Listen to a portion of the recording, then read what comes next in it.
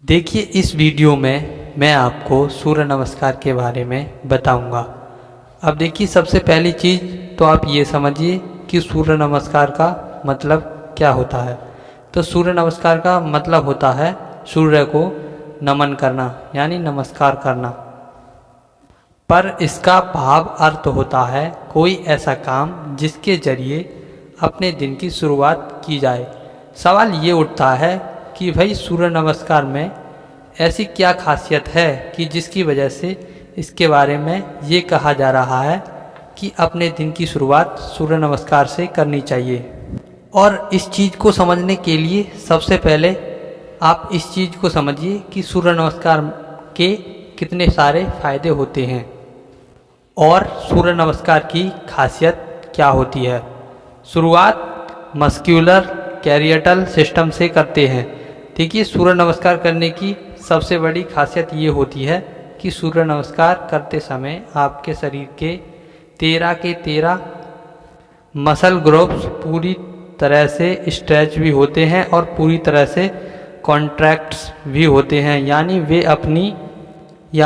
ये अपनी full range of motion पर काम करते हैं, जिसकी वजह से आपके खून में ऑक्सीजन क्वांटिटी बढ़ जाती है और आपके शरीर का एक एक सेल रिविटलाइज हो जाता है यानी नई ऊर्जा से भर जाता है। इसका क्या मतलब हुआ? इसका मतलब ये हुआ कि सूर्य नमस्कार करने से आपके शरीर में ताकत, तेजी और लचीलापन तीनों के तीनों बहुत ही ज़्यादा बढ़ जाते हैं। और अब आ जाइए रेस्पिरेटरी सिस्टम पर और देखिए सूर्य नमस्कार करने से आपके लंग्स जो हैं ये धीरे धीरे करके अपने मैक्सिमम कैपेसिटी पर काम करना शुरू कर देते हैं।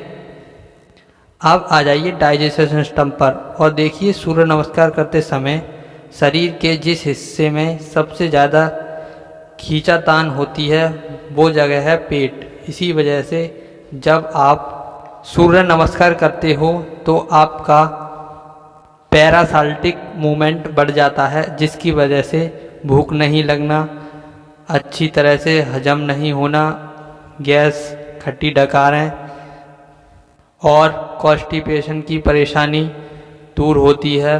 भूख भी आपको खुलकर लगने लग जाती है और जो कुछ भी आप खाते हो वो पूरी तरह से हजम भी होने लग जाता है और पूरी तरह से शरीर से बाहर भी निकल जाता है।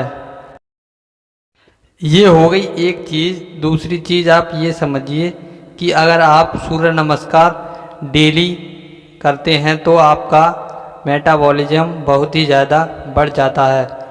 और देखिए इसके दो फायदे होते हैं। पहला फ़ायदा ये होता है कि आपका शरीर जो है ये आपके फैट्स यानी चर्बी को कम करने में बहुत ही ज़्यादा मदद मिलती है। भले ही चाहें आपने सुबह सूर्य नमस्कार किया हो और दिन भर आप चाहें बैठे रहो, आपका शरीर फिर भी फैट्स को वर्क करता ही रहेगा।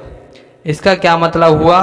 इसका मतलब ये हुआ कि आपकी लिपिड प्रोफाइल जो है ये धीरे धीरे करके एकदम सही होने लग जाएगी। और दूसरा फ़ायदा ये होता है कि आपका मेटाबॉलिज्म बढ़ जाता है।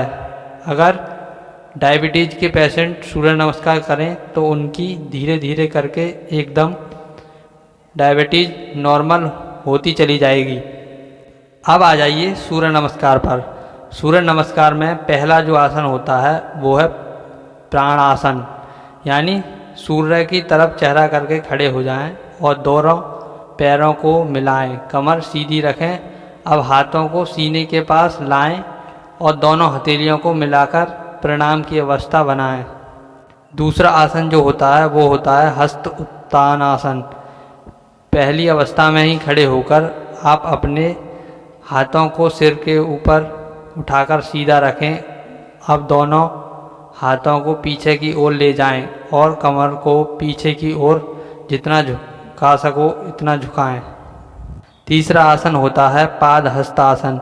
अब धीरे धीरे सांस छोड़ें और आगे की ओर झुकते हुए हाथों से पैरों की उंगलियों को छुएं। इस समय आपका सिर घुटनों से मिला होना चाहिए। चौथा आसन होता है अश्वसंचाल आसन। इसमें क्या करना होता है, आप धीरे धीरे सांस लें और सीधा पैर पीछे की ओर फैलाएं। सीधे पैर का घुटना ज़मीन से मिलना चाहिए। अब दूसरे पैर के घुटने को मोड़ें और हथेलियों को ज़मीन पर सीधा रखें। सिर को आसमान की ओर रखें।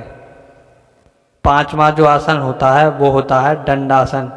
अब सांस छोड़ते हुए दोनों हाथों और पैरों को सीधा लाइन में रखें और पुशअप की पोजीशन में आ जाएं। छठा जो आसन होता है वो होता है अष्टांग नमस्कार।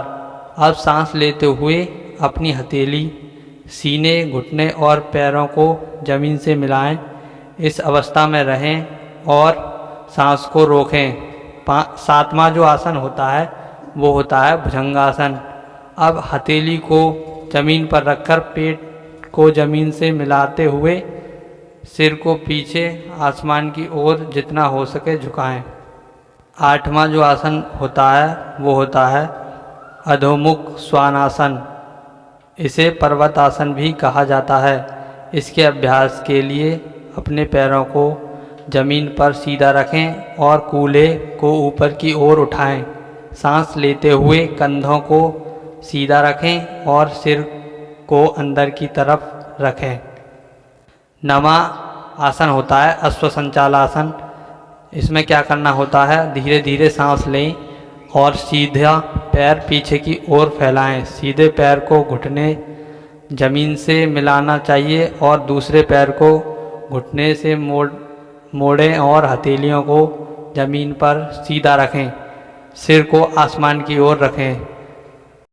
10वां जो आसन होता है वो होता है पादहस्तासन। अब धीरे धीरे सांस छोड़ें और आगे की ओर झुकते हुए हाथों से पैरों की उंगलियों को छुएं। इस समय आपका सिर घुटनों से मिलना होना चाहिए। 11वां जो आसन होता है वो है हस्तोत्थानासन।